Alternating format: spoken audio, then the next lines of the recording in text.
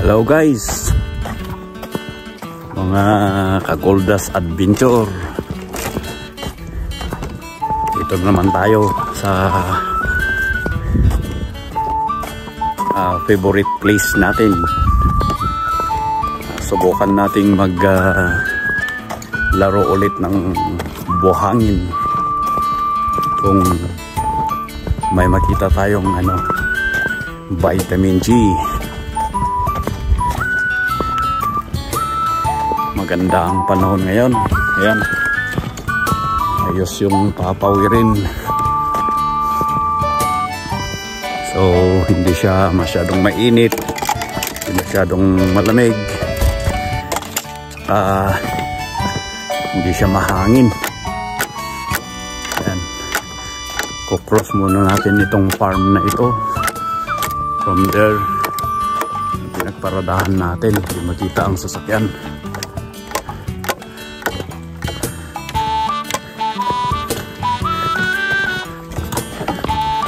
So lalakarin natin papunta sa river, the river of no return,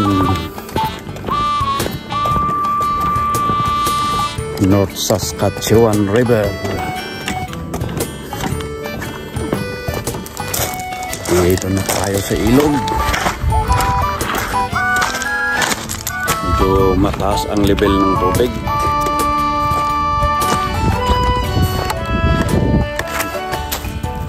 Pero at least may mga sandbar pa rin na exposed. So maraming mga naghuhukay pa rin. May mga naman doon, family na nagpapahangin sa tabi ng ilog.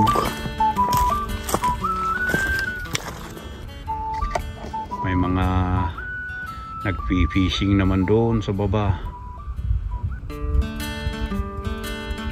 or nagpapaning din.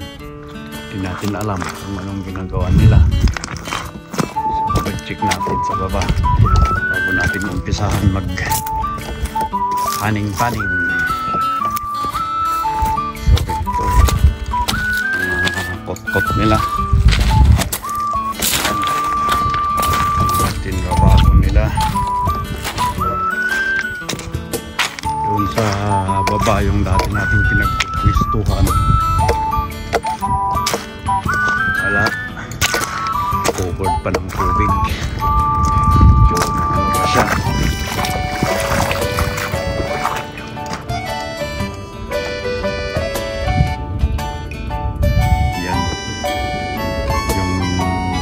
Na yun,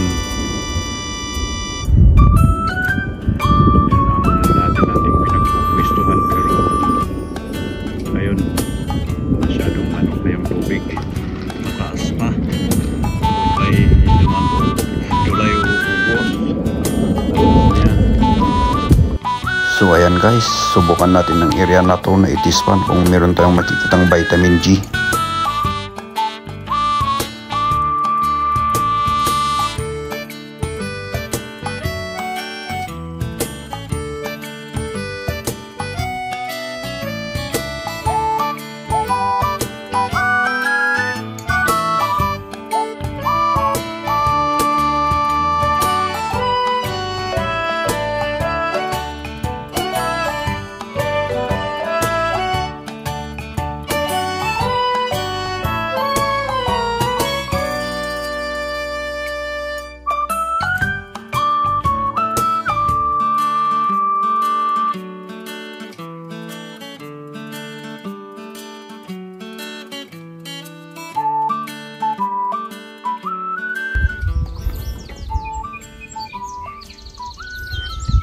Yan o, nakikita nyo.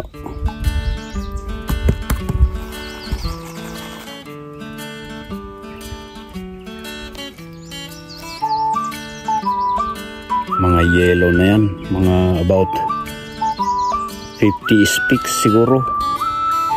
Kung bibilangin mo yan, pinong-pino kasi kaya hirap bilangin.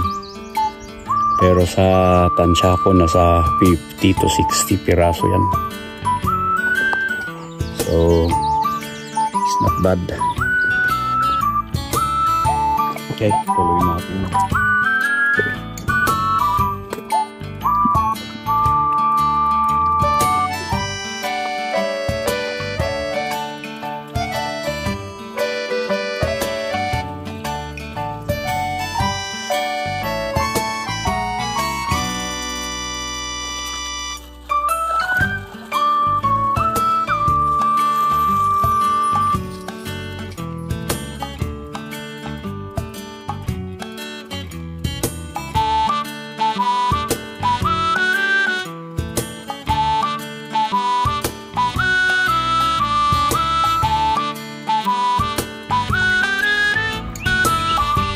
Ito, natrabaho na ito eh.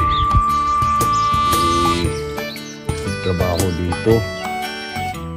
Medyo maganda ang sample kasi dito, kaya yan. Tuloy natin tignan lahat. Testing lahat.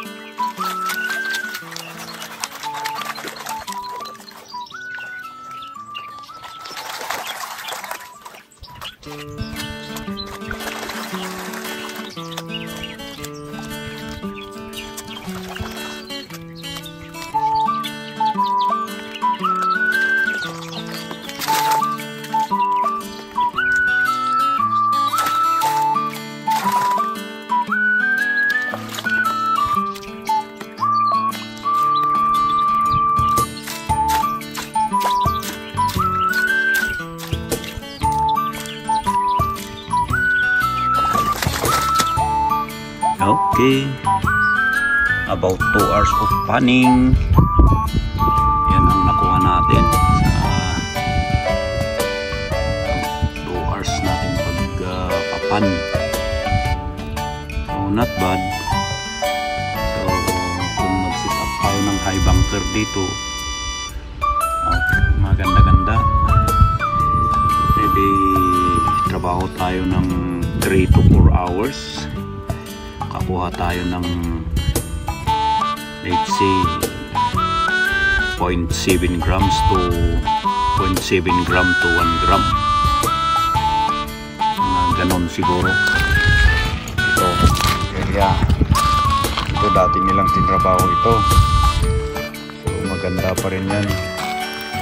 Tapos ito, tinisting natin yan. Yan, mga tishpole natin. So tinabunin natin ulit para pag makita ng mga ibang tao na pumupunta dito, hindi nila sabihin na pasaway tayong mga minero. Yan. So ganyan lang, kung may hinukay ka, tabunan mo lang ulit para maganda. Kasi yan ang role ng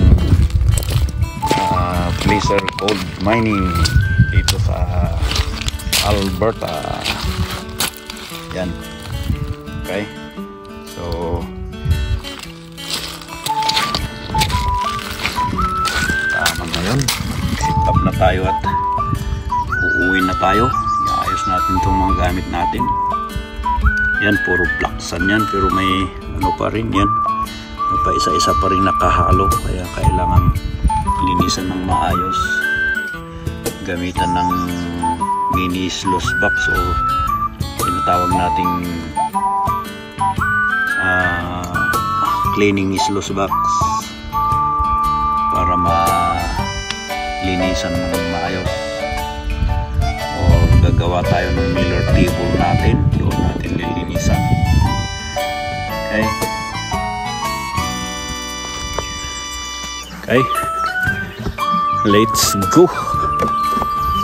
Uwi na tayo kasi hapon na. Tamang 2 oras na yun na pagtitispan natin. importante may nakita tayong spot na pwede nating balikan sa ibang araw. So sa susunod balhin natin yung ano natin, ay bunker natin. Umpisahan natin yung challenge na 100 buckets of gold. Ay, dirt pala, dirt. Tignan natin kung ilan ang marirecover natin, ilang grams ang makukuha natin sa 100 bucket na buhangin at graba.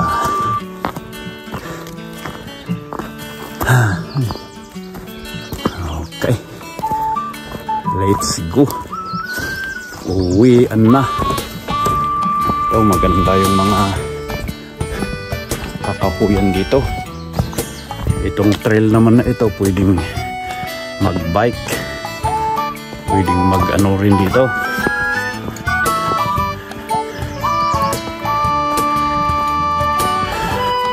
Mag-ATV. Yung mga iba, dala-dala nila yung ATV nila, nag-iikot-ikot sila dito.